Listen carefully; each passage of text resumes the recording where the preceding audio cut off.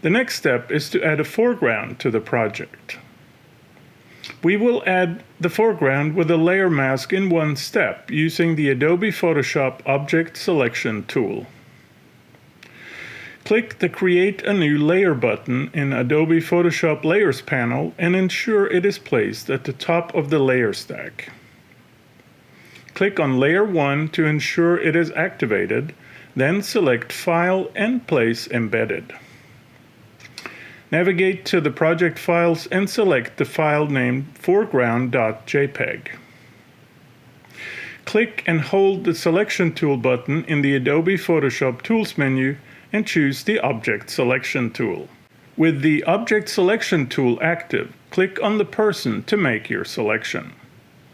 Adobe Photoshop uses Advanced Visual AI to detect and select the person for you automatically. Click on Add Layer Mask in the Adobe Photoshop Layers panel to create a mask.